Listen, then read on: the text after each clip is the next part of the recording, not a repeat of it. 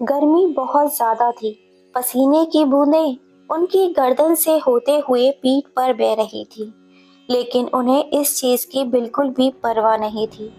तवे पर डाली रोटी को हाथ से पलटते हुए उनकी उंगलियां हल्की सी जल गईं, पर उन्होंने दर्द को अनदेखा कर दिया। गर्मियों की दोपहर थी। सूरज आग उगल रहा था। मोहल्ले की गलियां सूनी पड़ी थीं, जैसे सब लोग लू से बचने के लिए घरों में दुबक गए हों। लेकिन सुमित्रा देवी के लिए यह आराम करने का वक्त नहीं था। वह अपनी बूढ़ी कमर सीधी करते हुए चौके में घुसी। चूल्हा जलाना था, बहू और पोते के लिए खाना जो बनाना था। रसोई में घुसते ही गर्मी की लपटों ने उनका स्वागत किया। जैस चूल्हे के सामने खड़े होते ही माथे पर पसीना झलक आया। वह हल्के से पल्लू से पसीना पोंछकर आटा गूंथने लगी। तभी बहू नेहा अंदर मोबाइल पर बात करते हुए गुस्से में बोली, मम्मी, सच में अब मेरा इस घर में बिल्कुल भी मन नहीं लगता। जब से शादी हुई है चैन की सांस नहीं ली मैंने। सारा दिन बस सासू माँ की सेवा में लगे रहो।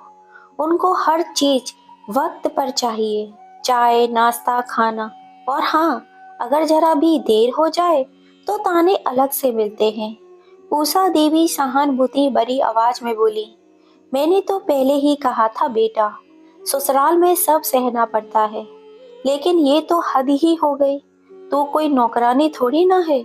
मम्मी, तुम तो कहती थी कि शादी के बाद बहू को बेटी बना लेते हैं, लेकिन यहाँ तो मुझे घर की कामवाली बना दिया गया। सुबह से लेकर रात तक बस भागते रहो। और मेरी सासू माँ, उफ, उनसे तो कोई बात करना ही बेकार है। हर वक्त बस अपनी मर्जी चलाने की आदत है उन्हें, जरा भी प्यार नहीं दिखाती। उषा देवी, मैंने तुझे कितने नाजों से पाला था और यहाँ आकर तुझे इतना सहना पड़ रहा है। वो तेरा ख्याल क्यों नहीं रखती? तू भी तो उनकी बहू है। घर की जिम्मेदारी अकेले थोड़ी तेरी ना है। नेहा गुस्से में, अरे मम्मी, उनको तो बस अपने बेटे की चिंता रहती है। मैं बीमार हो जाऊं, थक जाऊं, किसी का कोई फर्क नहीं पड़ता। और हाँ, जब उनको समय पर खाना बनाकर ना दूं, तो फिर देखो उनका ड्रामा। उषा देवी भड़कते हुए बोली, अरे ये तो सरासर जुल्म है। मैं तुझे राजकुमारी की तरह पाला और यहाँ तुझे नौकर बना दिया। बहुओं को इज्जत देना तो आता ही नहीं इन लोगों को। मुझे तो लगता है मम्मी, मेरी शादी करवा कर तुमने सबसे बड़ी गलती कर दी। कम से कम यहाँ आकर तो मेरी कोई कदर नहीं है।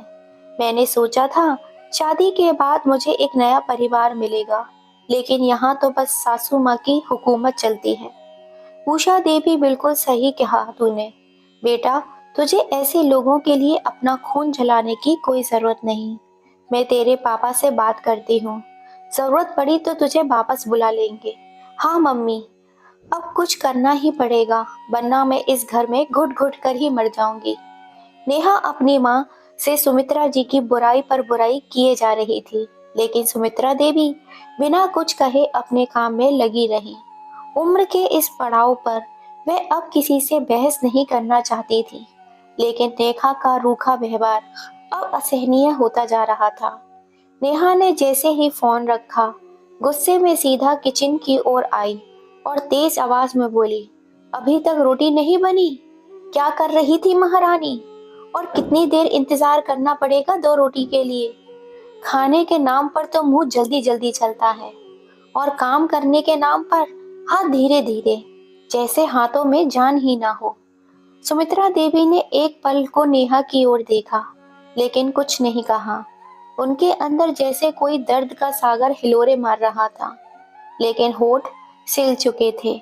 उन्होंने बस नजरें झुका ली और जल्दी जल्दी बेलन से रोटी बेलने लगी। गर्मी बहुत थी। पसीने की बूंदें उनकी गर्दन से होते हुए पीठ पर बह रही थी, लेकिन इन्हें इसकी परवाह नहीं थी। तवे पर डाली रोटी को हाथ से पलटते हुए उनकी उंगलियां हल्की सी जल गई, पर उन्होंने दर्द को अनदेखा कर दिया। तभी पीछे से उनके पोते की किलकारी सुनाई दी, मम्मी, भूख लगी है। नेहा ने तुरंत तुनक कर जवाब दिया, तुम्हारी दादी बना रही है, बैठो अभी। देख नहीं रही बुढ़िया, बच्चे को कितनी जोर से भूख लगी है, थोड़ा जल्दी जल्दी हाथ चला। बच्चा नाक मुंह चढ़ाते हुए रसोई के दरवाजे तक आ गया। उसकी भौहें सिकुड़ गई थी, मानो उसे बहुत गुस्सा आ रहा हो। दादी जल्दी दो, मुझे भूख लगी है। सुमित्रा देवी ने जल्दी से तवे पर रोटी डाली और उसे पलटने लगी, लेकिन उनके कांपते हाथों ने उनका साथ नहीं दिया। रोटी ठीक से नहीं पलटी और तवे पर ही चिपक गई। हाय राम! मैं घबराकर जल्दी से चिमटे से रोटी को हटाने लगी, लेकिन तब तक वह जल चुकी थी। नेहा पहले से ही गुस्से में थी और जैसे ही उसने देखा कि रोटी जलने लगी तो उसका पारा और चढ़ गया। अरे भगवान, इतनी भी गर्मी नहीं सह सकती क्या आप? मोम की गुड़िया हो जो पिघल जाओगी। काम चोर बुढ़िया, वह तमतमाते हुए आगे बढ़ी, झटके से चिमटा उठाया और झुंझलाकर तवे से रोटी हटाने लगी। लेकिन उसके गुस्से में कड़क हाथों ने चिमटे को इतनी जोर से पकड़ा कि उसका गरम सिरा सीधा सुमित्रा देवी के गाल पर जाकर लगा। आ! सुमित्रा देवी दर्द से चीख पड़ी।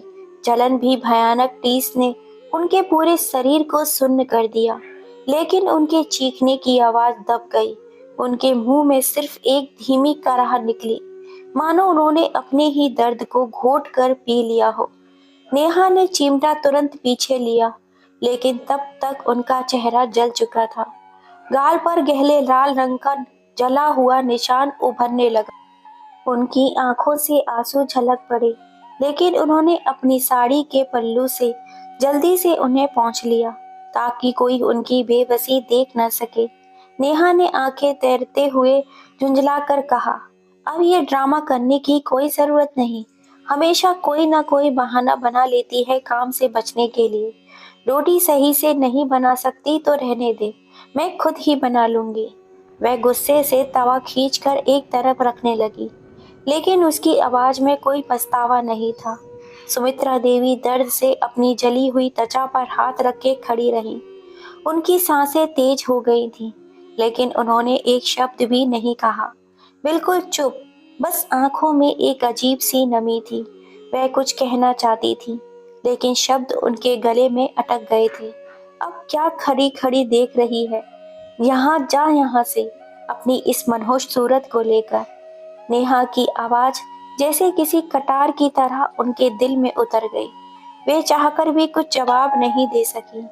पैर खुद ब खुद लड़खड़ाने लगे और वो दीवार का सहारा लेकर एक तरफ खड़ी हो गईं। उनके गाल पर पड़ता जलन का एहसास अब भी ताजा था, लेकिन उससे भी ज्यादा दर्द उनके दिल में उठ रहा था। उनकी आंखें धीरे धीरे धुंधली होने लगी और कानों में बस एक ही आवाज गूंज रही थी, अब क्या खड़ी खड़ी देख रही है? जा यहाँ से, अपनी इस मनहूस सूरत को लेकर। नेहा के ये शब्द बार बार तीर की तरह उनके दिल में चुभ रहे थे। रसोई में जलने की बदबू चारों तरफ फैल चुकी थी। गरम तवे की झुलसती गंध के साथ सुमित्रा देवी के दर्द की कराह हवा में घुल चुकी थी। पड़ोस में रहने वाली सुधा जी, जो अक्सर सुमित्रा देवी से मिलने आया करती थी, जब भी उन्हें लगता कि घर में कुछ गलत हो रहा है, वे ध्यान रखती थी। उस दिन भी वो किसी काम से सुमित्रा देवी से मिलने आई थी। जैसे ही वे गेट पर पहुंची, उन्हें घर के अंदर से एक तीखी आवाज सुनाई देने लगी। अभी तक रोटी नहीं बनी? मुझे जली हुई रोटी नहीं खानी, बस रहने दीजिए, अब मैं खुद बना लूंगी। आंटी दरवाजे पर ठिठक गई। कुछ गड़बड़ थी, बहुत ज्यादा गड़बड़। अचानक उन्हें सुमित्रा देवी की कराही सुनाई दी। आह! यह सुनते ही सुधा आंटी के रोंगटे खड़े हो गए। उन्होंने तुरंत दरवाजे की ओर कदम बढ़ाए और झांक कर देखा। जो दृश्य उन्होंने देखा, उससे उनका खून खौल उठा। सुमित्रा देवी का गाल लाल पड़ा था, चेहरे की खाल जलकर झुलस चुकी थी। नेहा तमतमाते हुए खड़ी थी और छोटा पोता बेपरवाह खेल रहा था, जैसे कुछ हुआ ही ना हो। आंटी तुरंत दौड़कर अंदर आई। सुमित्रा, ये क्या हो गया? सुमित्रा देवी घबराकर अपने पल्लू से चेहरे को ढक लिया। कुछ नहीं, बस हल्का सा जल गया था। लेकिन सुधा आंटी की अनुभवी आंखों से वह झूठ छिप नहीं सका। मत छिपाओ बहन, सच बताओ ये कैसे हुआ। सुमित्रा देवी कुछ नहीं बोली, पर उनकी आंखों में तैरते आंसू सब कुछ कह गए। सुधा आंटी ने क्रोध से नेहा की ओर देखा। बहू, तुमने ये क्या किया? बूढ़ी सास पर जरा भी दया नहीं आई? अरे, इंसान हो या कसाई, कोई भला किसी के साथ ऐसा करता है क्या? नेहा ने नाक भौं चढ़ाते हुए जवाब दिया। देखिए आंटी जी, आप हमारे घर के मामलों में ज्यादा दखल देने की जरूरत ना करें। मेरी सासू माँ बेवजह ही ड्रामा कर रही है। आप हमारे पड़ोस में रहती हैं, इसलिए मैं कुछ नहीं कह रही। सुधा आंटी की आंखों में क्रोध की ज्वाला धधक उठी। उन्होंने बिना समय गवाए अपना फोन निकाला और रोहित को कॉल लगा दिया। जब रोहित को फोन बजा, वह ऑफिस में था। उसने जैसे ही कॉल उठाया, सुधा आंटी घबराई हुई आवाज आई, बेटा तुरंत आ जा, तेरी माँ बहुत तकलीफ में है। क्या हुआ माँ को? तेरी बीवी ने आज हद ही कर दी बेटा। सुमित्रा के चेहरे पे जलने का गहरा निशान है। फोन रोहित के हाथों से गिरते गिरते बचा। क्या? माँ जल गई? माँ ठीक तो है ना? हाँ बेटा, वो तुझे कुछ नहीं बताएगी, लेकिन मैं सच कह रही हूँ, उसकी हालत बहुत खराब है। रोहित की आंखों में खून उतर आया। जिस माँ ने उसे बड़े अरमानों से पाला, उसे उसकी ही पत्नी ने जला दिया था। उसने बिना देर गवाए तुरंत फ्लाइट बुक करवाई और अगले ही दिन भारत पहुंच गया। जैसे ही वह घर पहुंचा, उसने माँ की हालत देखी। उनका चेहरा बुझा हुआ था। उनकी आंखों में एक गहरी पीड़ा थी। उनका जला हुआ गाल देखकर उसके अंदर कुछ टूट गया। माँ, ये क्या हुआ? सुमित्रा देवी ने छिपाने की कोशिश की। कुछ नहीं बेटा, बस हल्का सा जल गया था। लेकिन सुधा आंटी चुप नहीं रह सकी। उन्होंने पूरी सच्चाई बता दी। रोहित का गुस्सा अब काबू से बाहर हो चुका था। उसने सीधा नेहा की ओर देखा। ये सब क्या है? नेहा ने पहले ही कुछ बोलने की कोशिश की, फिर हंसकर बोली, ओहो, तो अब मेरी शिकायतें हो रही हैं। सुनो, तुम्हारी माँ को ही खाना बनाने का शौक है, तो मैं क्या करूं? उनकी ही गलती है, चिमटा मैंने नहीं पकड़ा था। बस। रोहित की दहाड़ से पूरा घर हिल गया। उसकी आंखें लाल हो गई। अब एक और शब्द झूठ मत बोलना नेहा। और गुस्से में उसने एक जोरदार तमाचा उसके गाल पर जड़ दिया। उसने झटके से अलमारी खोली, नेहा के कपड़े निकाले और सूटकेस में भरने लगा। रोहित, ये क्या कर रहे हो? तुम इस घर के लायक नहीं हो नेहा। मेरी माँ पर हाथ उठाने की हिम्मत कैसे हुई तुम्हारी? तुम मुझे छोड़ नहीं सकते। मैं तुम्हारी पत्नी हूँ। नेहा बहुत जोर से चीखी। जो इंसान मेरी माँ की इज्जत नहीं कर सकता, उसकी मेरे दिल में कोई जगह नहीं है। रोहित ने गेट खोला और कड़क आवाज में कहा, अब इस घर में तुम्हारी कोई जगह नहीं। या तो तुम चुपचाप चली जाओ, वरना पुलिस को बुला दूंगा। नेहा का चेहरा सफेद पड़ गया। वह गुस्से में पैर पटकते हुए घर से निकल गई। रोहित ने माँ के पास जाकर घुटनों के बल बैठकर उनके पैर पकड़ लिए। माँ, मुझे माफ कर दो, मैंने बहुत देर कर दी आने में। सुमित्रा देवी की आंखें भर आई। अब और देर नहीं होगी माँ, मैं तुम्हें इस घर में और तकलीफ नहीं सहने दूंगा। अब मैं तुम्हें अपने साथ विदेश लेकर जाऊंगा। सुमित्रा देवी ने चौंक कर उसे देखा। पर बेटा, अब कोई पर नहीं माँ, अब तुम्हारी जिंदगी आराम से कटेगी मेरी बाहों में। सुमित्रा देवी की आंखों में खुशी के आंसू बह निकले। अब मेरा बेटा वापस आ गया है। जब सुमित्रा देवी पहली बार न्यूयॉर्क आई, तो वह थोड़ी घबराई हुई थी। हवाई अड्डे से बाहर निकलते ही जब बर्फीली हवा उनके चेहरे से टकराई, तो उन्होंने अपना शॉल कस कर पकड़ लिया। बेटा, यहाँ तो बहुत ठंड है। रोहित ने मुस्कुराते हुए उनके कंधे पर जैकेट डाल दी। माँ, अब आपको हर मौसम में मेरी सुरक्षा मिलेगी। कार में बैठकर वह अपार्टमेंट की तरफ बढ़े। रास्ते में ऊंची ऊंची इमारतें, चौड़ी सड़कें पर दौड़ती गाड़ियां, हर तरफ नए लोग देखकर सुमित्रा देवी चकित थी। जहाँ सब कुछ कितना अलग है। बेटा, हाँ माँ, लेकिन अब यह आपका भी घर है। जब सुमित्रा देवी अपार्टमेंट में पहुंची, वह एक पल के लिए ठिठक गई। घर बहुत बड़ा था। शीशे की दीवारें से बाहर का पूरा शहर दिखाई देता था। फर्श पर मुलायम कालीन बिछा हुआ था। दीवारों पर सुंदर पेंटिंग्स लगी थी। इतना बड़ा घर बेटा? हाँ हाँ माँ, आपको यहाँ कोई तकलीफ नहीं होगी। सुमित्रा देवी के लिए यहाँ सब कुछ नया था। किचन में लगी डिजिटल मशीनें, automatic geyser, microwave, washing machine, लेकिन रोहित ने उनकी हर जरूरत का ध्यान रखा। माँ, आपको कुछ भी करने की जरूरत नहीं। लेकिन बेटा, मैं खाली बैठकर क्या करूंगी? नए माहौल में ढलने की कोशिश। शुरुआत में सुमित्रा देवी को यहाँ का खाना पसंद नहीं आया।